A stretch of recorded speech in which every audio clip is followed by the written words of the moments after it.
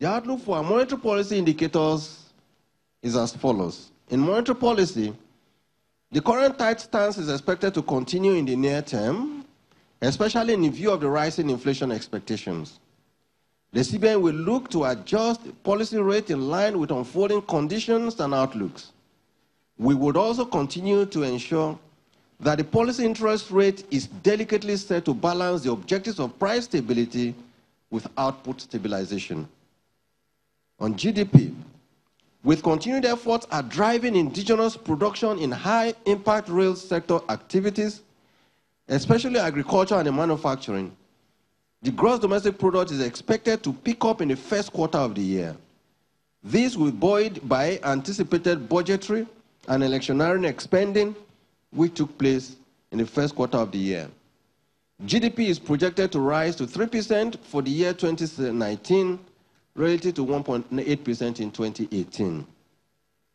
On inflation, for 2019, Nigeria's rate of inflation is expected to rise slightly to about 12% and then moderate downwards thereafter due to productivity gains in the agriculture and manufacturing sector.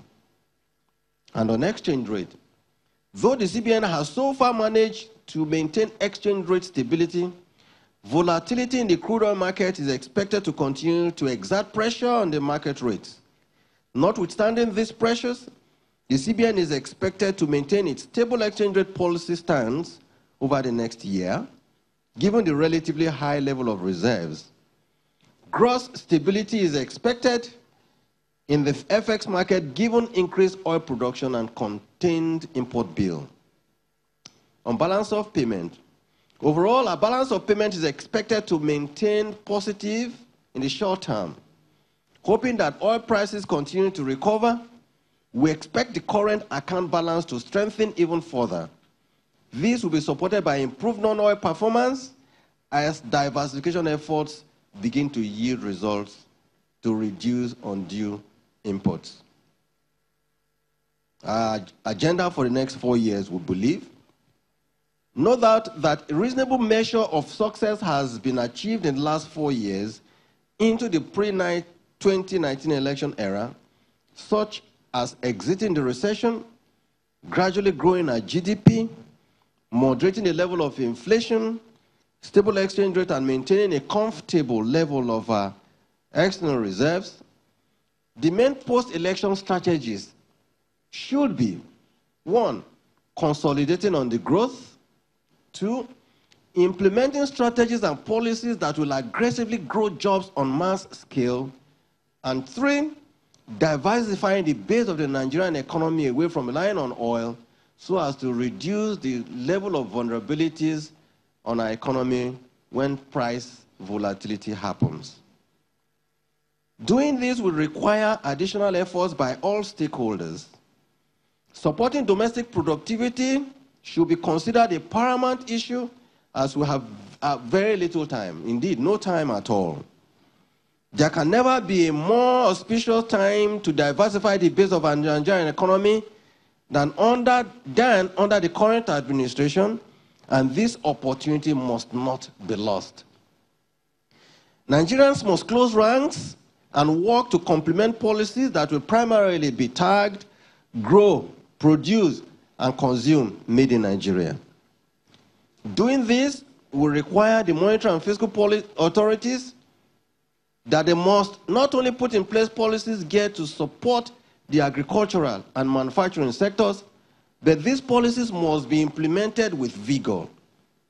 On our part, the CBN will aggressively deepen its foray into the development banking. We shall ensure that adequate support through any means whatsoever is directed to support producers of products such as rice, fish, tomatoes, wheat, textiles, palm oil, and all the range of items in our list of 43 items excluded from Forex in the Nigerian foreign exchange market. Now, let me say this. Nigeria is very, very good.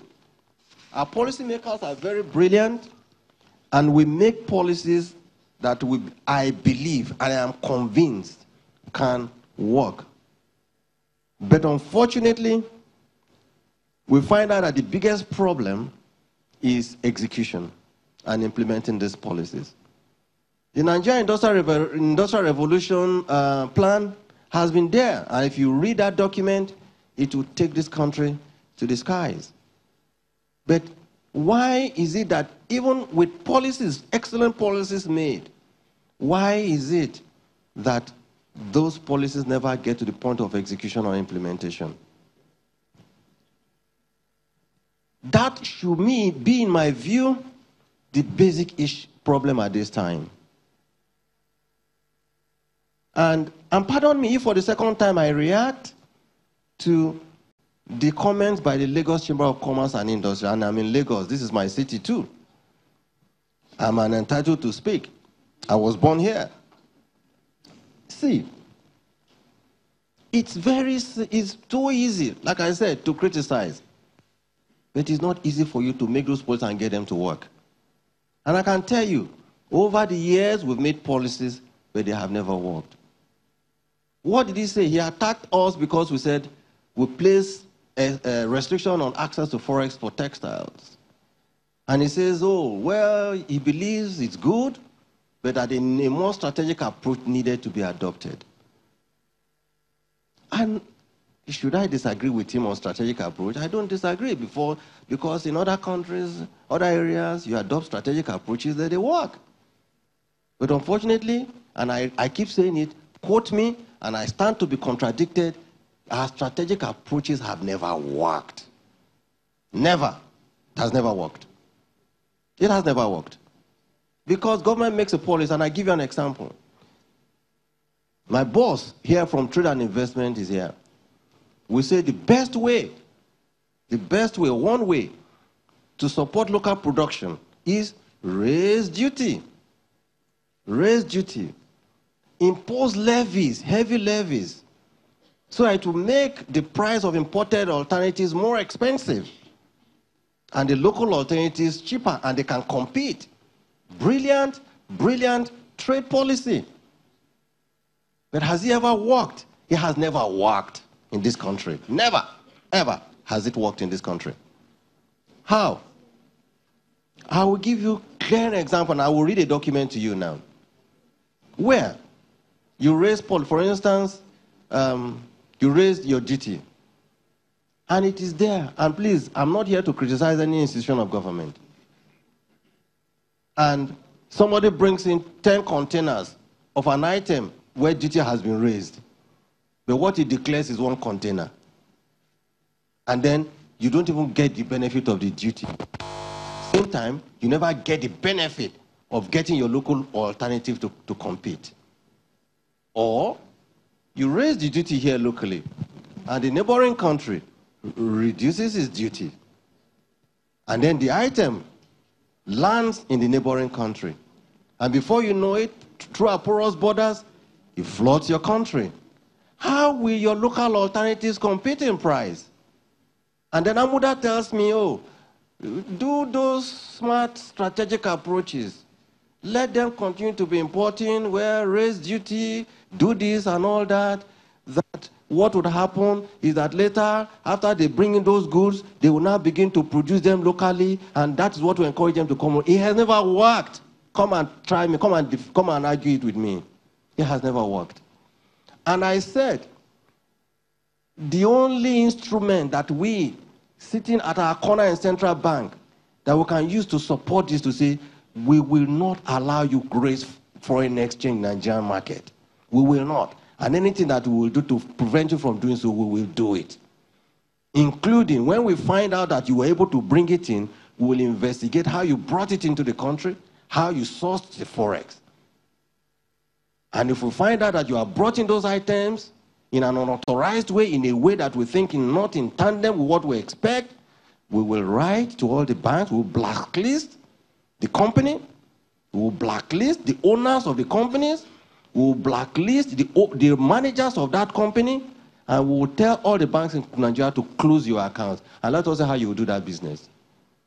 Because that is the only way it works. And I'll read it. Now, the Honorable Minister of Trade and Investment in 2017 or 16 imposed increased is it tariff on tomatoes, and also imposed some levy on tomatoes. Okay? I have a document here from Custom, and it says, to the National President of Tomato Growers, Processors, and Marketers Association. I may be wrong, but this is the letter I'm reading. It says, request for total ban on importation of tomato concentrates and paste. Your letter of 30th of August 2018 on the above subject matter refers. I am directed to inform you that the Nigerian Customs Service has fully implemented the tomato policy as itemized below. 1. Creation of tariff line 9406-1000.00 that attracts zero duty and zero VAT for greenhouse equipment. 2. Ban on the importation of tomatoes prepared or processed other than by vinegar or acetic acid. Consequently, tariff lines 2002.100.00 and 2002 and all that dot and all the dot, right, have been moved to Schedule 3 prohibition trade. 3, the restriction of tomatoes concentrates imports to seaports only. 4, the $1,500 per ton levy has also been fully implemented as a specific tax and can be visualized on the customs platform. And 5, a tomato levy pool TSA account has been opened in the Central Bank of Nigeria, but as of December 2018, there is no record of remittance into that account. Not 1 naira. I don't know, maybe there's an account where it's been remitted, but what customs says is that 0 has been paid as levy and taxes on this tomato thing. But yet, tomato keeps coming into this country. Who is bringing this in? Who is importing this tomato? Through what means are they bringing this tomato into the country? But yet, customs says 0. It doesn't work. Doesn't work. Central Bank Governor Godwin Emefiele, of course, speaking there at the Business Day Economic Conference in Lagos on Thursday. We have a lot more for you when we come back. We're talking about the private sector education in Nigeria. That's one big story we're bringing back to everyone's attention.